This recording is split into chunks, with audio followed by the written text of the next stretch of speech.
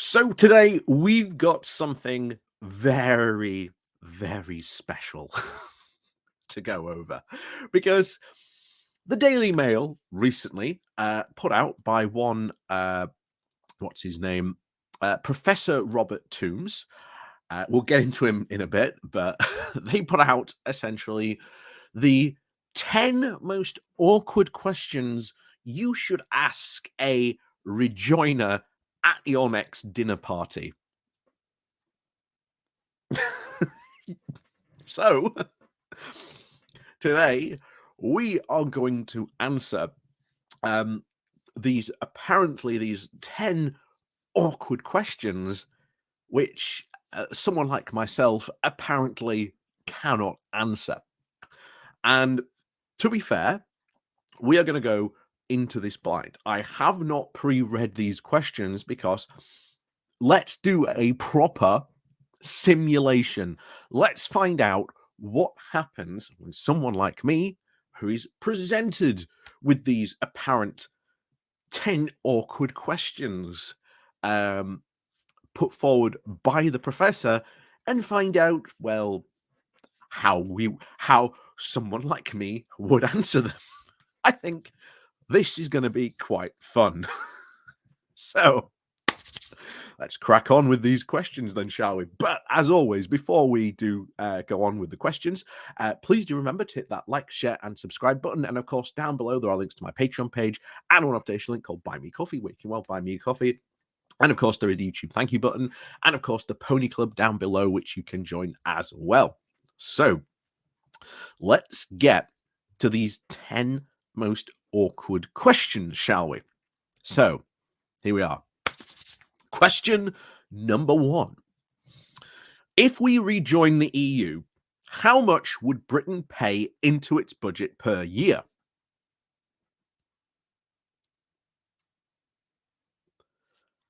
Probably about the same we would when we were in the EU. Just, what was it? 17.4 billion, I think we paid.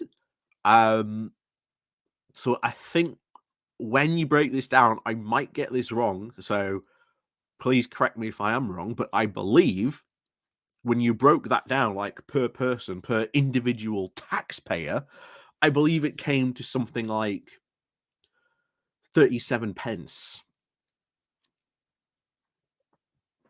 which is nothing. This is nothing, essentially, at the end of the day.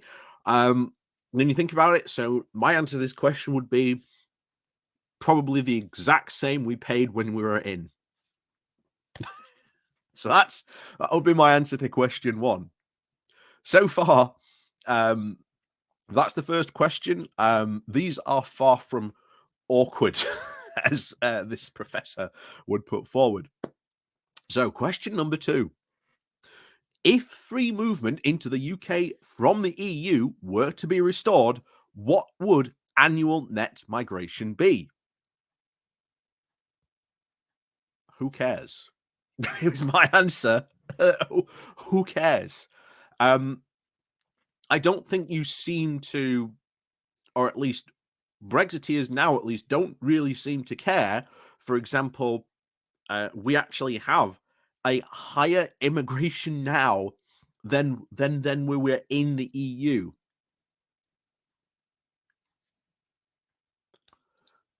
Brexiteers all of a sudden don't care about that, nor do they seem to care that we have brought in these harsher immigration rules that are again meant to have stopped all these immigrants coming in. These rules seem to have not have done that. You've also got Priti Patel's crazy, and now Suella Braverman's crazy dream of sending people to Rwanda. It's not stopping them. So who cares is my answer to that question, because it doesn't really make sense. So here we are. So question 3. What proportion of the global economy and British trade will the EU represent in 20 years? So I'm guessing this is the argument that Brexiteers made back in 2016, where the idea was, oh, you don't understand, global trade is rising everywhere else. Well, with the EU, and when we were in the EU, we had all these trade deals with other countries around the world. We were able to trade with them through the EU. And this whole argument goes, oh, you don't understand because there's these booming markets. As people like Daniel Hanan would make, they'd say, oh, you don't understand, the Indo-Pacific region is going to be booming in the next, 20 years. Brazil is going to be booming in the next 20 years. These are the places we need to be trading with. Well, we were already trading with them when we're in the EU. Not only that, if we were in the EU, let's say this, and we did it over, the next 20 years, what's to say that the EU, us being in the EU, the EU wouldn't do a deal with those countries, and then we would benefit from that trade deal? So I suppose, again, that's my answer to that question. Bizarrely, with another question. So far, I have to say, these aren't awkward. These are very, very easily answered. So, question 4. What would the effect on the future trade of abandoning our new closer ties with the growing Pacific region? Well, we already technically abandoned them, as Brexiteers made the argument. Like I say, they always say, oh, you don't understand, we abandoned Australia and New Zealand back when we joined the EU. These trade deals that we're doing now don't really have a big effect on the UK. We've always said trade gravity is a thing, and you always end up trading with your closest neighbors first. Our closest neighbors are in the EU, not in the Pacific region. Doesn't matter if the Pacific region grows, because the countries that are going to benefit from that growth are in the Pacific region. Doesn't matter. Because, again, you're very clearly showing you do not understand, Professor, how international trade works. But hey, there you go. I can say these questions, I'm sorry, far from awkward. So, question 5. What would be the economic cost of joining the Eurozone? Nothing. Nothing. Essentially, all we would do is we would transition over to the Eurozone. I mean, bear in mind, the euro has been ever increasing in value ever since its creation, and is rapidly, rapidly catching up to the pound. And trust me, you saw the Brexiteers absolutely freak out over not just Brexiteers, but Conservatives absolutely freak out over the idea that the dollar and the pound were gaining parity with each other. What are they going to be like in a few years when the euro gains, parity with the pound? Because the pound isn't increasing in value. Because of Brexit, it has decreased in value. So the economic cost of that, which we have seen from other countries joining the euro, has been a net positive. So I can only guess, considering that the UK is a pretty rich country, we would benefit from it. So that's my answer to that question. Like I say, these are far from awkward. These are far from awkward. So, number 6. Will the UK rejoin the common fisheries policy? Yes. Yes, it was a massive benefit to fishermen. Part of the big reason we are seeing a lot of fishermen suffer at the moment is because they are not part of the common fisheries policy, which allows them to trade really easily with other EU countries. Remember, 80% of the catch of British fishermen goes to the EU. And because we are now out of the EU, single market, customs union, and out, of course, the common fisheries policy, they are suffering because of it. And we have covered time and time again articles of just how much these, fishermen have been suffering because of Brexit, because of people like Nigel Farage, who saw them as a really convenient prop. And as we've said before, Nigel Farage was not a fisherman's friend. They were just a convenient prop to him, and he has dropped them, as have the rest of the Brexiteers who suddenly really cared about fishermen. Strange that. But anyway, that's my answer to question 6. So on to question 7. As we now have a free trade agreement with the EU, what precisely would be the advantage of rejoining the single market and customs union? A world of difference.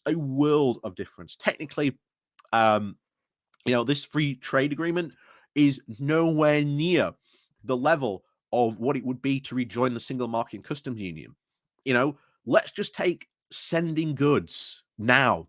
If you are a company that wants to send something, let's say you've got a customer in Paris, you want to send something to them. They've ordered, I don't know, let's say they've ordered these things. You manufacture these things, so it's like a little night model. Let's say they've ordered 10,000 of those, or whatever. Pick your volume, doesn't really matter. But let's say they've ordered a significant amount. If you want to send that model, you've got to fill out paperwork, logistics information, a whole it makes you complying with sort of EU regulations, because obviously it's going to be sold on in the market, so you've got to follow the regulations. That will cost you money as well. There's probably whole things with manufacturing things as well that you've got to sort of show that you are following their rules, and of course all that costs money. So suddenly, let's say, to keep it simple, let's say you are making let's say previously, when we're in the EU, you were making what, $5,000 profit, selling these. Well, now, because of all that extra paperwork you've got to cost, the more expensive time, again, make sure you're fully complying with all these, making sure you're showing it. That now costs you, as we have seen, businesses costing them more money. So now your incentive to export is now lessened, because your profit from all this red tape and paperwork, which again Boris Johnson proclaimed would not happen with this free trade agreement that you claim was somehow better. If we rejoin the single market customs union, gone.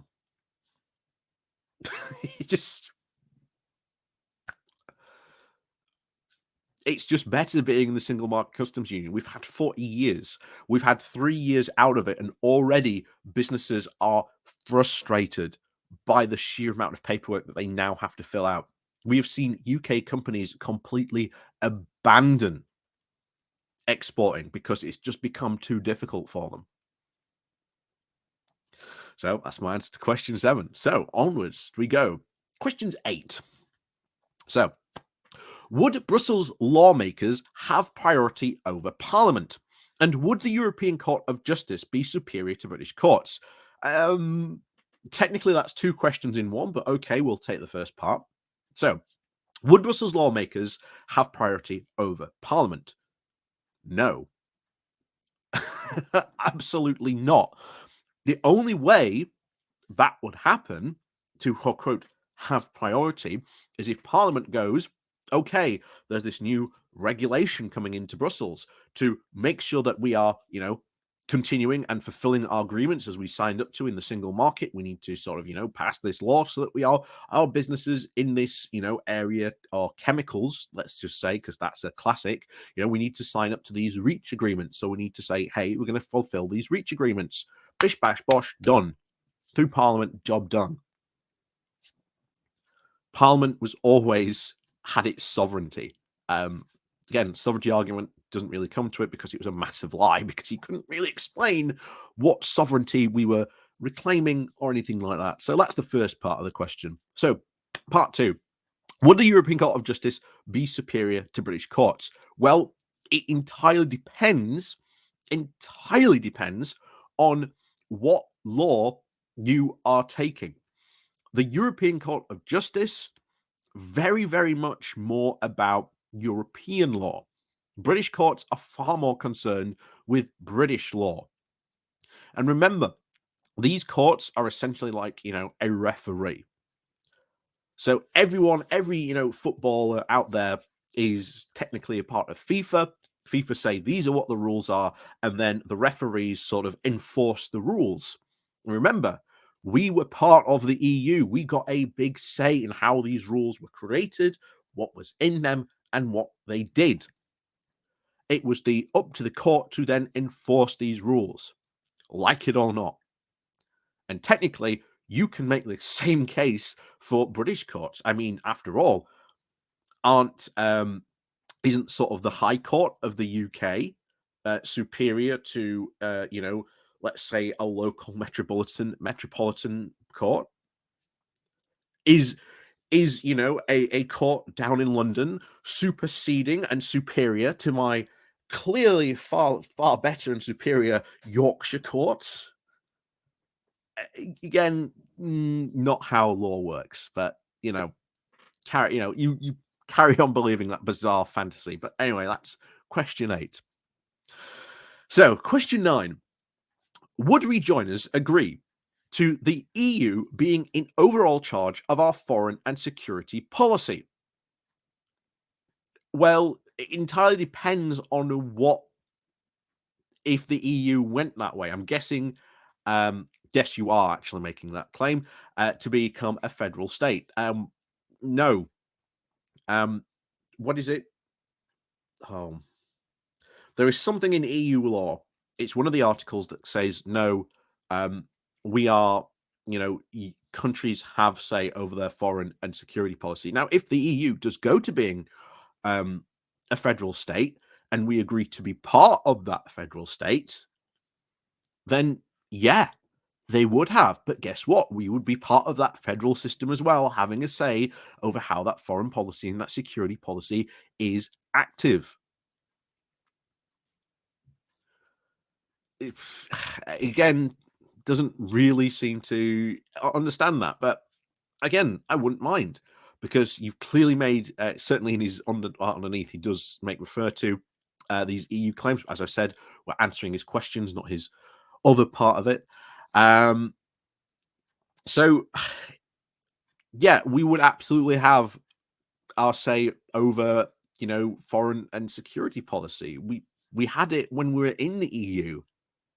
And unless it actually becomes a super state, to which again we would have to be agreed to be a part of, then that's when the EU would have a say. Now, no, countries can dictate their own foreign policy and security policy. Anyway, that's question 9. So, question 10. So, would rejoiners commit to a referendum to approve the terms negotiated for a new relationship with the EU? Well, we didn't get a referendum on Boris Johnson's deal.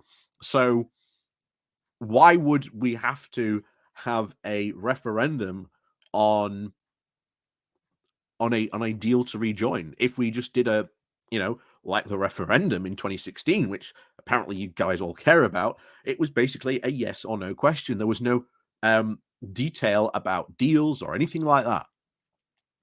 If you are making that argument and you are making that thing that you want a referendum on the deals on this negotiation, then why did we not get a referendum on Boris Johnson's absolutely awful withdrawal agreement? A deal that now every single Brexiteer hates because it was so bad, because they were so desperate to get Brexit done, they would sign up to anything.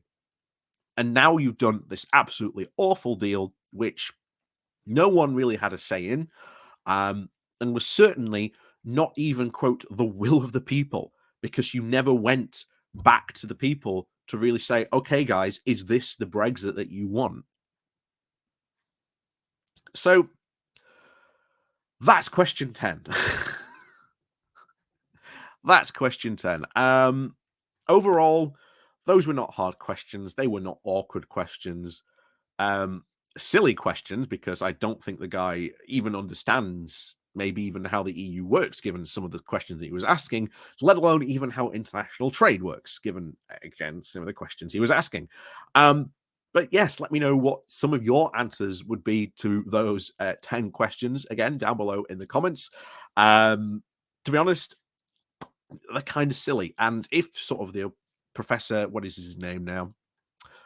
Professor Robert Toombs ever watches this, if you want to come and ask me these questions, let me know. We'll set something up. We can do this live. You can put we can put put these questions to me live, and we can have a back and forth. I'll even change my background to like a nice dinner party setting rather than my Yorkshire flag.